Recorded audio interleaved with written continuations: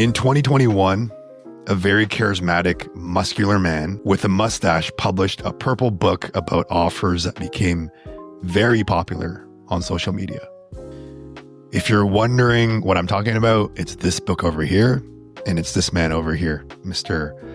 Alex Hormozi. The thesis of the book was that making offers so good, people feel stupid saying no is a cheat code to unlocking as much sales and profit as you want. The thesis is true and accurate, but doesn't touch upon an important prerequisite most brands tend to miss. And that is the person you're making an irresistible offer to needs to buy into the idea of your product first. My wife, as an example, isn't going to buy 99% off keto chips at Whole Foods, even though they're a steal for 99% off. It's a great offer, but totally meaningless to her if she doesn't buy into the idea of the ketogenic diet. The idea that eating fat helps you lose fat. And this is why irresistible offers are not enough for high converting funnels. To get my wife to buy keto chips, she first needs to buy into the idea of the ketogenic diet. She needs to buy into the big idea that being in ketosis is the ultimate zone to be in for optimal body composition. This is why when I'm reviewing funnels, the first thing that I look for isn't what the funnel looks like visually, like how pretty it is, how smooth it looks, how good the colors are. Instead, what I'm looking for is what's the big idea? Where's this funnel's version of the 4-hour work week or atomic habits or intermittent fasting? Each of these big ideas present not a big idea in magnitude and size, but a big impact on the perspective of the consumer, both in the relationship that they have with their problem and also with the brand. So here's the big ideas. 4-hour work week. This is a big idea.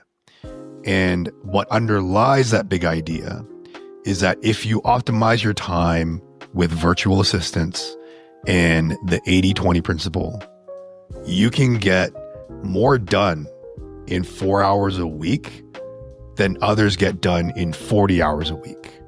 At the time when he released this book, Tim Ferriss, this was a big idea. Not a lot of people were using virtual assistants.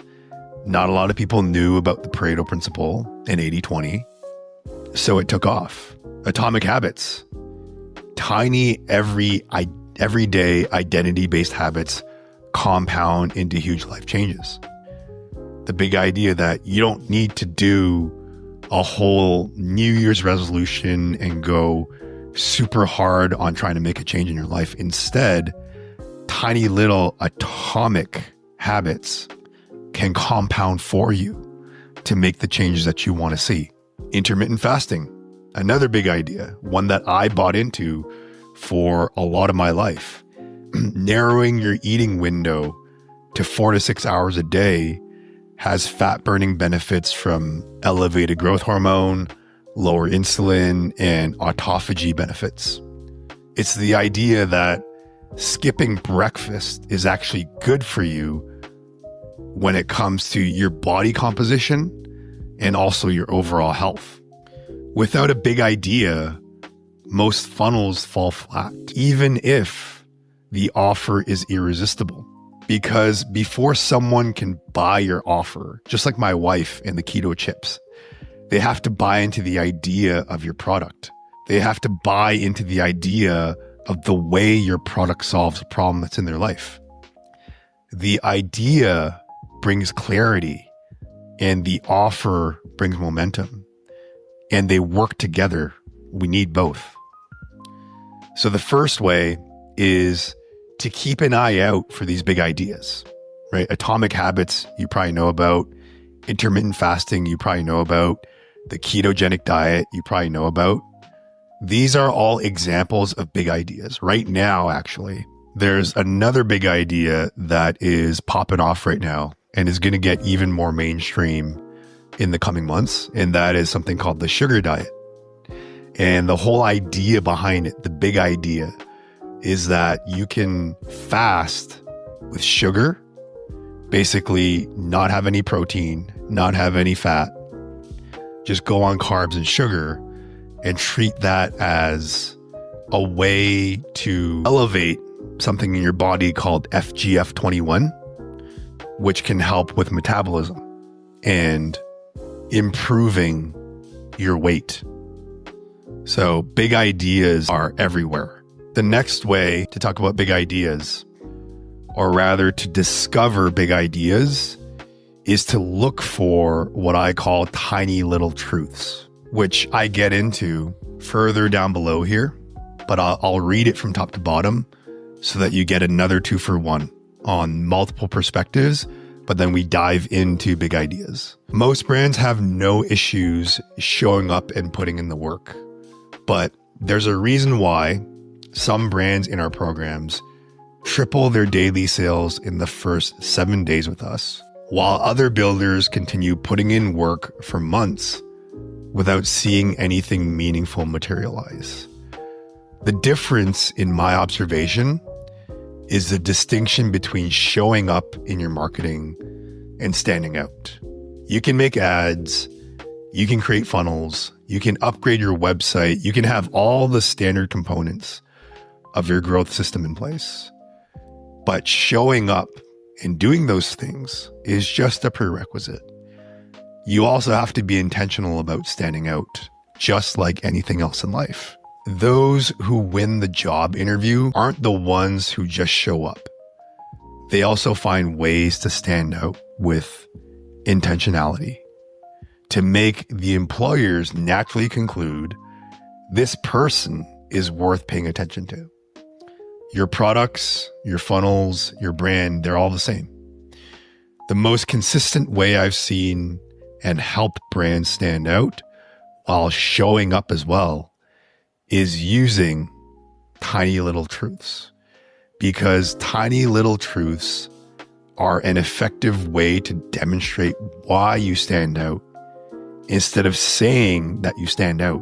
And this is very carefully worded, right? I want to give another example here where it's like, you don't want to say we're different, or you don't want to say we're better, right? Because no one's going to believe that. You have to demonstrate it so that people conclude that on their own, in their own volition.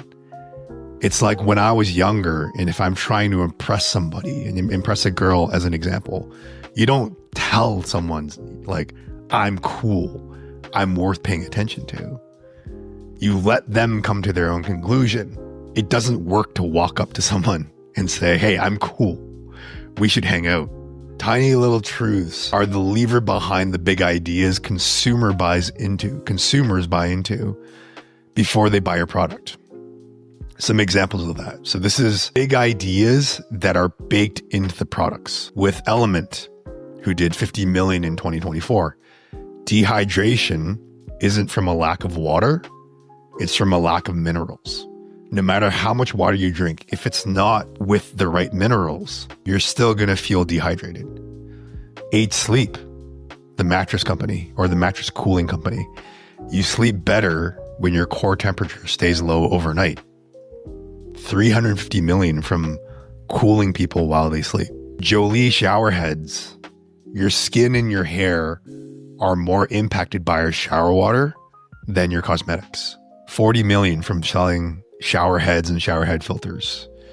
And then we got Poppi, recently acquired by PepsiCo earlier this year. Soda doesn't need to be bad for you. It can help your gut if it's got prebiotics in it.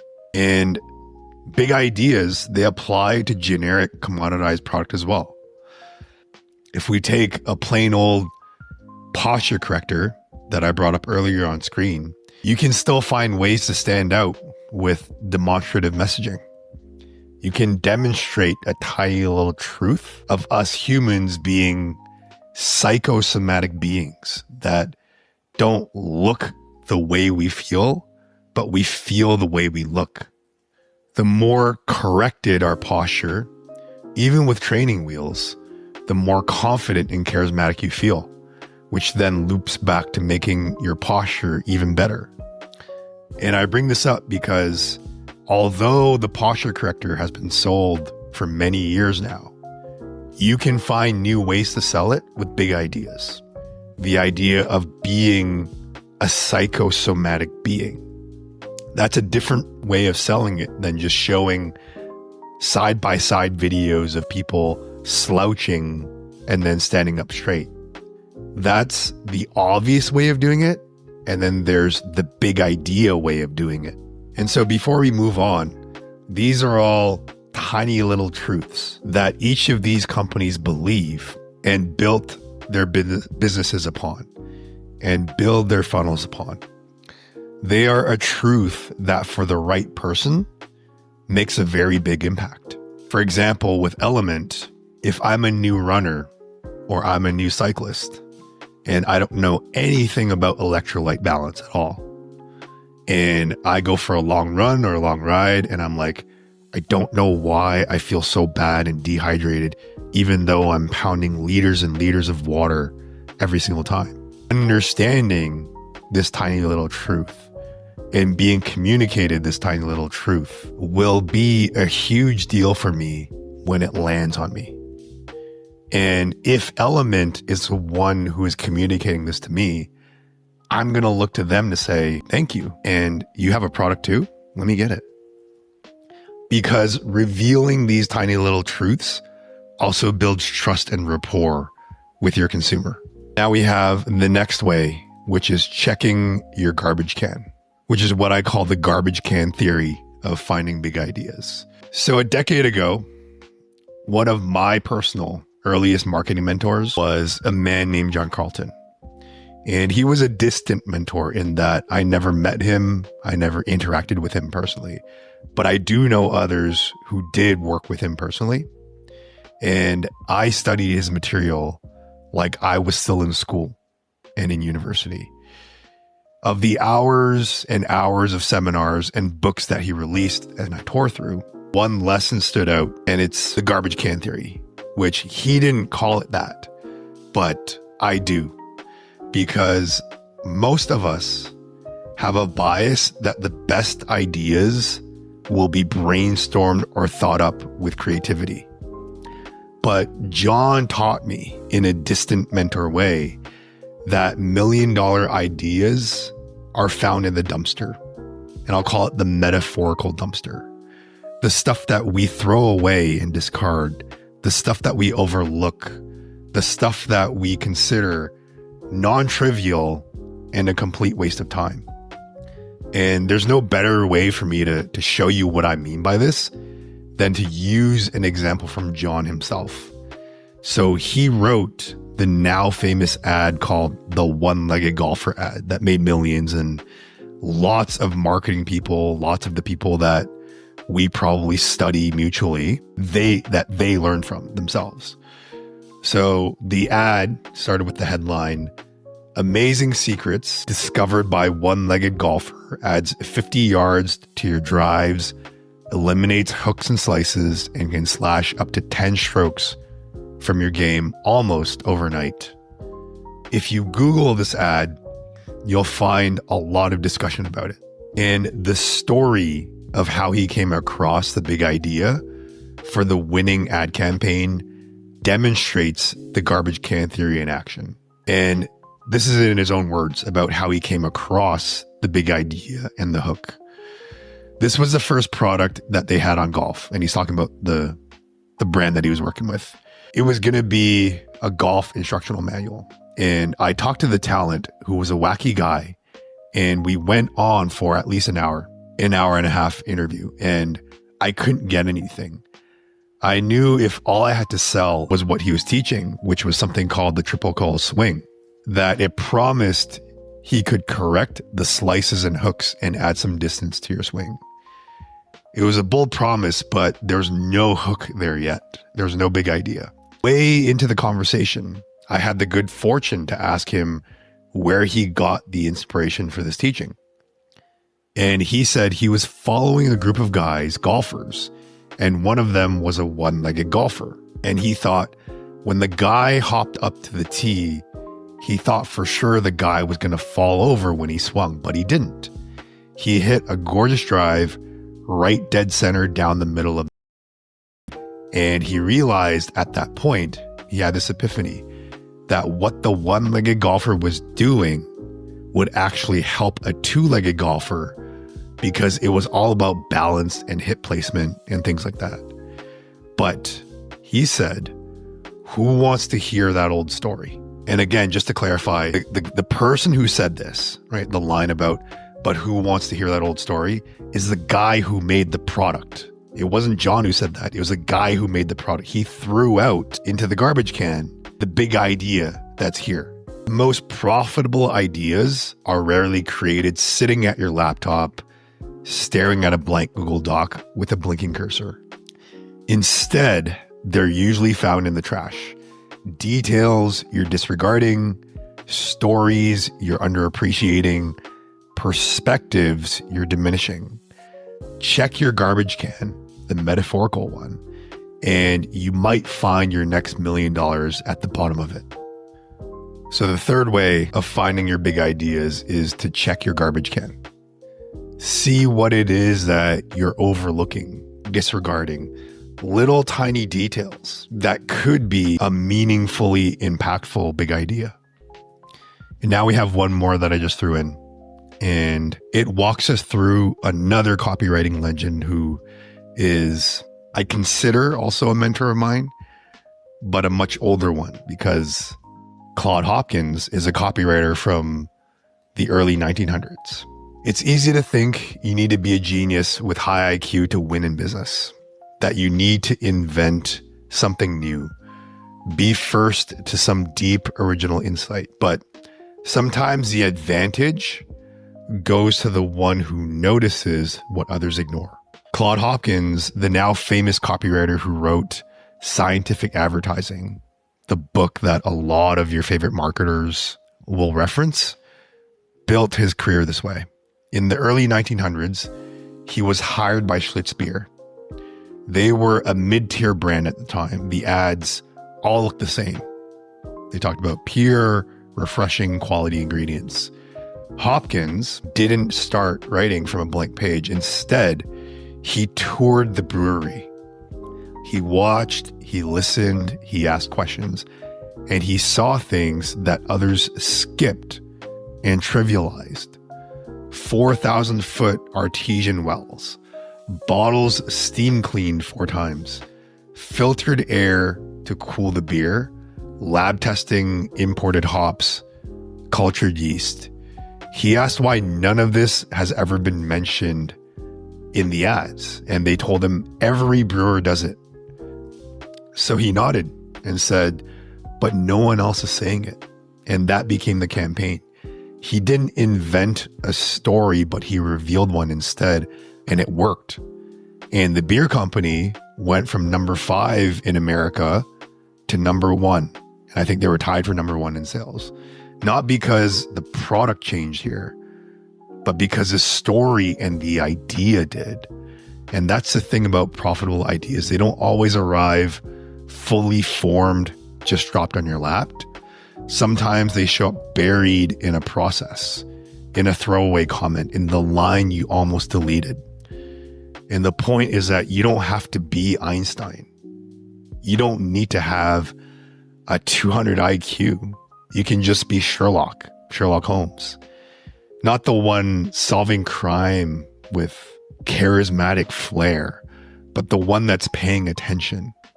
The one who sees what's already there and knows what $1 million campaign looks like. Sometimes that's all it takes.